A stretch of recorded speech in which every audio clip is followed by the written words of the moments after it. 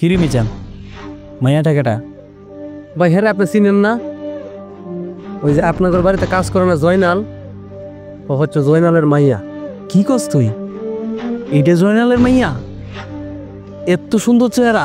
মিজান, ওরে আমার লাগবো, ওরা যেমনি হোক ম্যানেজ কর। আরে ভাই এটা কোনো ব্যাপার হইলো? ওর বাবা তো আপনার বাড়িতে কাজ করে, সামান্য কিছু টাকা ধরাই দিবেন, কাজ হয়ে যাবে। চল, আমার কি টাকা পয়সা কম আছে? ওর বাপের ম্যানেজ করা লাগবো, চল। ঠিক আছে ভাই চলেন।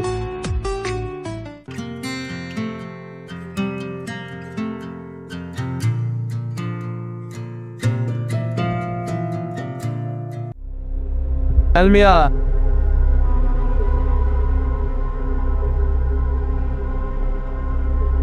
আসসালামু আলাইকুম ছোট সাহেব। ওয়ালাইকুম আসসালাম। ছোট সাহেব কিছু কইবেন নাকি? কইতি তো অনেক কিছুই চাই, কইলে কি তুমি শুনবা? এটা কি করলেন ছোট সাহেব? আপনার বাপ দাদার 14 গোষ্ঠীর কথাই তো শুনে আসতেছি, আপনি কইলে শুনবো না? কন কি কইতেছো তুমি? সত্যি আমার কথা শুনবা? কন। আমি তো তোমার গায়ের রং দেখে ভাবছিলাম তোর বংশ তো তোমার মতনই হইব, কিন্তু তুমি তো মিয়া লাকি, গোবরে যে পদ্ম ফুল ফুটে সেটা তুমি প্রমাণ করিয়া দিলা। ছোট সাহেব আমি তো আপনার কথার মাথা মুন্ডু কিছুই বুঝতেছি না। তোমার কিছু বুঝতে হইব না, আজকে থেকে তোমার আর কোনো কাজ করতে হইব না। ওই যে আমাদের বাজারে উত্তর পাশে যে দোকানটা আছে, বড় দোকানটা, ওই বড় দোকানটা তোমার আমি দিয়া দিব।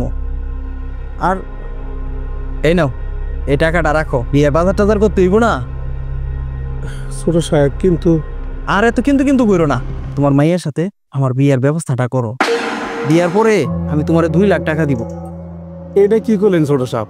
বিয়ার পরে তোমার মাইয়া আমার বাড়িতে রাজরানীর মতন থাকবো। যাও। আচ্ছা ঠিক আছে, আপনি তাহলে আসেন, আমি আমার মায়েরে সাজানোর ব্যবস্থা করি গে কেস। ঠিক আছে, যাও।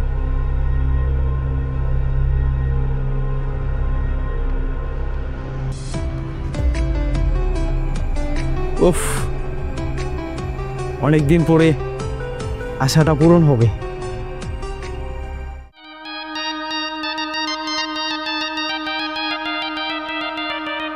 চলে চলুন বাবা। বাবা ঘরে তালা মেরে তড়িঘড়ি করে তুমি কই যাচ্ছ?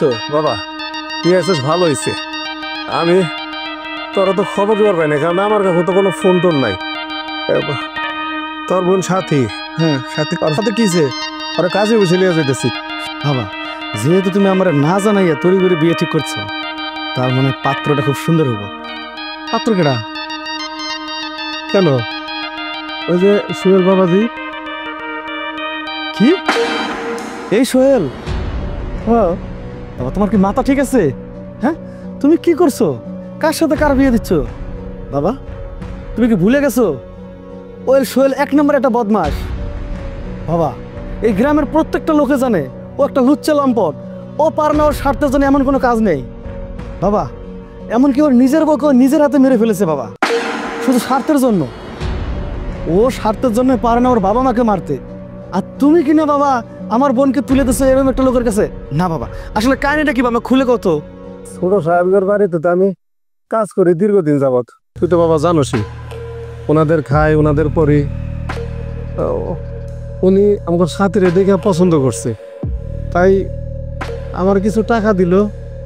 আর ওই যে বাজারে যে ওনাদের বড় দোকানটা আছে না, ওই দোকানটা বলছে আমারে দিয়ে দিব, আমার আর কোনো কাজকর্ম করা লাগবো না।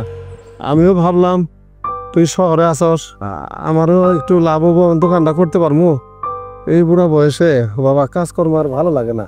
বাবা বাবা তুমি অনেক কিছু জানো না, ও যেমন খারাপ ঠিক ওর মাথা সবসময় কুবুদ্ধি করে। বাবা ও কি করবে জানো? এই যে আমার বোনটাকে বিয়ে করবে ঠিক, কিন্তু আজকাল কাল আমার ওই বোনটাকে লাত্তি দিয়ে বাড়ি থেকে বের করে দেবে। আর তুমি যে জায়গার কথা বলতেছো না, যে দোকানের কথা বলতেছো না, ওই দোকানে তোমার কাছ থেকে নিয়ে নেবে। বাবা দেখো আমি মানছি আমরা গরিব, কিন্তু বাবা এখন আর গরিব থাকবো না। এই যে তোমার ছেলে আছে না, তোমার ছেলে চাকরি পেয়েছে বাবা, ওই লুচ্চা লম্বাটা কথা তুমি শোনো না বাবা। বোন তুই ঘরে যা, যা ঘরে যা। এই দাঁড়াও, দেখ পারবেশ, আমি মানছি আমি এক সময় খারাপ ছিলাম, আমার নিজের হাতে আমি আমার বউরে খুন করছি, কিন্তু এখন আমি ভালো হয়ে গেছি। এই যে তোর বোনের মাথায় হাত দিয়ে কইতেছি, আমি তোর বোনেরে পাইলে আমি একবারে ভালো হয়ে যাবো। কারে রাজি হইতে কইতেছিস? হ্যাঁ তুই ভাবছস যে টাকার জোরে সব কিছু করবি? শোন, তাহলে আরো একটা সত্য কথা কই। তুই তোর বউরে যে মারছস না, তোর শ্বশুর বাড়ির লোক গরিব ছিল বললা ওরা বিচার পায় নাই, কারণ তোর টাকা খাওয়াইয়া ওই থানাও কিনে নিছস। এটা আমি ভালো করে জানি যে দুদিন পরে আমার বোনের লগে বা আমগোর লগে কি হইব। তাই বেশি কথা না বললা এখান থেকে চলে যা। আর একটা কথা মনে রাখিস, আমার এই বাপজান তোর বাড়িতে কাজ করছে দেখিয়া তোর বাড়ি দুটো খাইছি, তাই নিমখ হারামি করতে পারবো না, বুঝছস? এর লেগে সুন্দরভাবে এখান থেকে চলে যা। যা বলছি। পারবেশ, কাজটা ঠিক করলা না। যা যা, তুই যে আমার কি করবি ওটা আমি খুব ভালো করে জানি। বাবা ঘরে চলো।